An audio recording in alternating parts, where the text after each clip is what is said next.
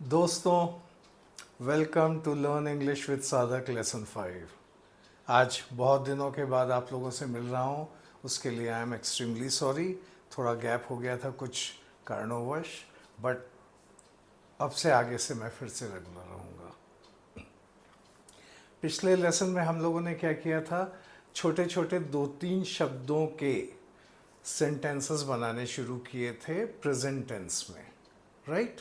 तो जिससे हम लोगों को इंग्लिश के सेंटेंसेस करेक्टली, ग्रामेटिकली करेक्ट किस तरह से फॉर्म करने हैं ये हम लोगों को आ जाए। उसमें क्या था, सबसे पहले हमें यूज़ करना था नाउन या प्रोनाउन, और उसके बाद हमें क्या यूज़ करना था, उसके बाद हमें वर्ब यूज़ करना था या सपोर्टिंग वर्ब यूज़ करना था। ठीक है, तो इस तरह से हम लोगों ने कोशिश की थी।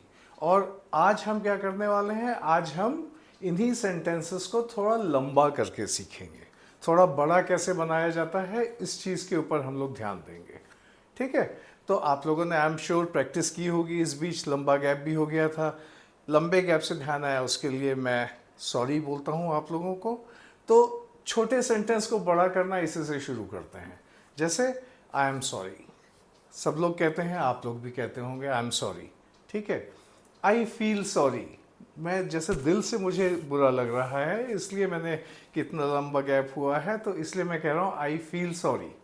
अब मैं जैसे आप लोगों से कह रहा हूँ तो इसी सेंटेंस को आगे कैसे बढ़ाएंगे, तो I will say I feel sorry, किसी का भी नाम ले सकते हैं, आप लोगों का नाम ले सकते हैं, तो मैं कह सकता हूँ आई फील सॉरी ऑडियंस।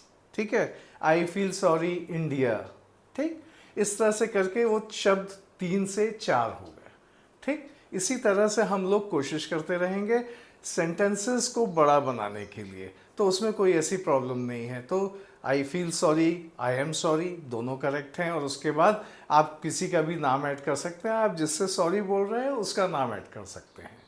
ठीक है, तो ये आपको ख़ास तौर से ध्यान देना है। अब और क्या शब्द होते हैं, बड़े कॉमन से वर्ड्स कौन से होते हैं, आई लव यू। ठीक, तो आई लव यू आप जैसे बोलते हैं, तो आई लव यू किसी का भी नाम लेके बोलते हैं, अपने पेरेंट्स के का नाम लेके बोलते हैं, अपनी सिस्टर, ब्रदर, अपनी गर्लफ्रेंड, अपने बॉयफ्रेंड। ठीक है, आप किसी के लिए भी, अपने हस्बैंड या वाइफ के लिए भी बोलते हैं आप लोग। तो ऐसे ही यहाँ पे मैं कॉमन नाम यूज़ करूँगा इंडिया। ठीक है, तो आई लव यू इंडिया। ठीक है, तो ये इंडिया जो शब्द है इसमें सब कुछ आ जाता है, हमारे भाई बहन, देश, सब कुछ आ जाता है, राइट? तो इसको ध्यान में रखते हुए हम लोग सेंटेंसेस को, हमने क्या किया, अब 3 शब्दों को 4 शब्दों में बड़ा बनाने की कोशिश की है। ठीक है, इसमें और क्या ऐड हो सकता है कि जैसे आई एम सॉरी। ठीक, आई एम सॉरी जैसे मैंने कहा था, तो I am sorry for my mistake. ठीक है, मैंने गलती की, उसके लिए आई एम सॉरी। गलती के लिए यानी for my mistake, I am sorry for my mistake, के लिए फॉर यूज़ करेंगे। आई एम सॉरी फॉर, आप किसी और के लिए सॉरी बोल रहे हैं, अपने भाई बहन के लिए किसी ने कोई गलती की है, तो I am sorry for my brother, I am sorry for my sister. ठीक है, I love my sister, I love my brother, I love my father, I love my mother. इस तरह से करके 3 से 4 शब्दों के हो गए या 5 शब्दों के हो गए। इन चीज़ों को कोशिश करते रहना है। तो इस तरह से और क्या क्या सेंटेंसेस बन सकते हैं। जनरली मैं पॉजिटिव शब्दों को यूज़ करना चाहता हूँ, लेकिन चूंकि आपको सिखाना है तो मुझे कुछ शब्द ऐसे भी यूज़ करने पड़ेंगे जो नेगेटिव है। ठीक है, तो वो सिखाने के लिए, जैसे आई लव यू कहते हैं तो वैसे कई बार कहना पड़ता है आई हेट यू। आप आई हेट यू की जगह आई डोंट लव यू भी कह सकते हैं। ठीक है, हेट एक नेगेटिव वर्ड है, तो आई डोंट लव यू, तो उसका एक पॉजिटिव सेंस हो जाता है, मतलब इतनी ज़्यादा घृणा नहीं करते आप कि वो है। लेकिन आई हेट यू, ठीक है, अब आई हेट यू अपने देश के लिए तो नहीं कहेंगे, तो आई हेट पाकिस्तान। ठीक है, ऐसा तो कह ही सकते हैं। या जनरली इस तरह का भी नहीं यूज़ करना चाहिए अगर हम लोगों को आपसी देशों को एक दूसरे के लिए से दोस्ती बढ़ानी है। तो जब मैं सॉरी की बात बार बार आप लोगों से कर रहा हूँ, तो मैंने आप लोगों से कहा था कि मैं अपने लेक्चर्स में, इस सीरीज़ में सिर्फ इंग्लिश आप लोगों को नहीं सिखा रहा हूँ, बहुत सारी बातें भी सिखा रहा हूँ। सॉरी एक बहुत ही बड़ा शब्द है कहने को ये सिर्फ SORRY 5 लेटर्स का शब्द है, लेकिन इस सॉरी में बहुत ज़्यादा वज़न है, बहुत ज़्यादा वेट है। आप एक सॉरी बोल के हैं आप बहुत सी चीज़ों से निजात पा जाते हैं। आपका कुछ नहीं गया, आप छोटे नहीं हुए उसमें, आप बल्कि बड़े हो गए। आपका जो स्टैच्योर है वो बड़ा हो गया। तो इसलिए सॉरी बोलने में कभी भी संकोच मत कीजिए।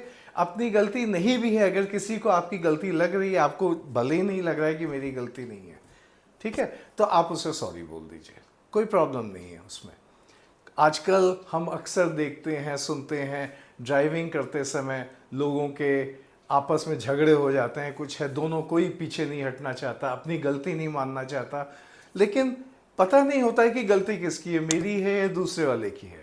कई बार हमारी गलती होती है लेकिन हम उसे इग्नोर कर जाते हैं क्योंकि दूसरा गलत तरीके से इग्नोर करता, गलत तरीके से रिएक्ट करता है। तो इसलिए सॉरी बोलने में कोई हर्ज नहीं है। आप उसके बारे में बाद में सोचिए कि क्या जेन्युइनली मेरी गलती थी, नहीं थी, तो भी कोई बात नहीं, सॉरी बोल दिया, बात वहीं ख़त्म हो गई, झगड़ा आगे नहीं बढ़ा। ये एक बहुत बड़ी बात है, ठीक है।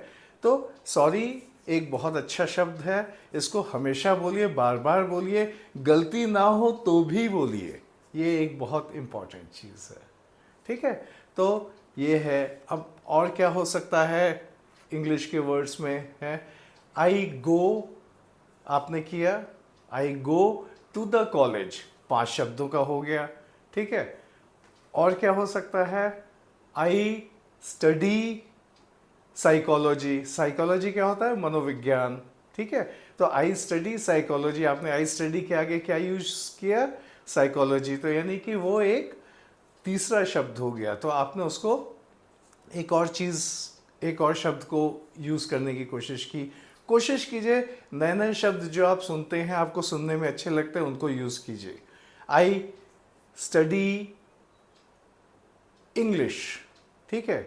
तो उसके आगे आप क्या कर सकते हैं, I study English on YouTube, I study English on Facebook, I study English from साधक सर। तो इस तरह से आपको बहुत सारे ऑप्शंस मिल जाते हैं। हमेशा इस बात का ध्यान रखिए कि आपके जो शब्द हैं वो 5 शब्दों से ज़्यादा के ना हों सीखने के लिए, ठीक है। इस तरह से आपके करेक्ट सेंटेंसेस बनते चले जाएंगे।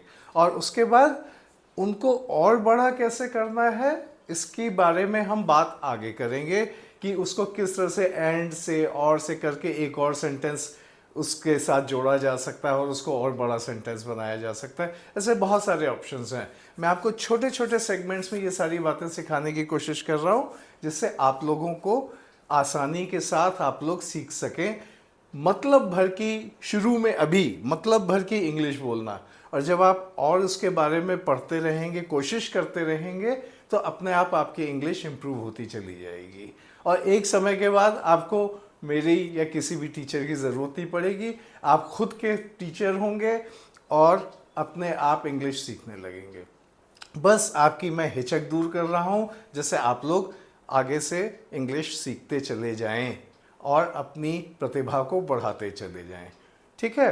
तो आपको क्या करना है अब होमवर्क में थोड़ा सा, कि आपको ये छोटे छोटे जो सेंटेंसेस मैंने बताए थे, प्रेजेंट में 2 या 3 शब्दों के इंग्लिश के सेंटेंसेस बनाना, उन सेंटेंसेस को अब आपको बड़ा करना है। आपको कोशिश करनी है इधर उधर देख के कि आप किस तरह से इस सेंटेंस को 4 या 5 शब्दों का बना सकते हैं।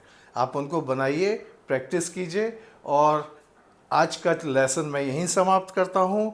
अगले लेसन में हम बात करेंगे किस चीज़ की, प्रेजेंट कॉन्टिन्यूअस की, ठीक है।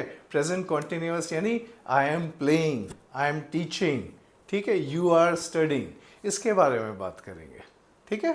तो आप फिर से एक बार रिवाइज कीजिएगा जो मैंने आपको सिखाया था कि इंग्लिश के वर्ब्स को करेक्टली ग्रामर में कैसे यूज़ किया जा सकता है जिससे आपकी ग्रामर 50% तक ठीक हो जाएगी।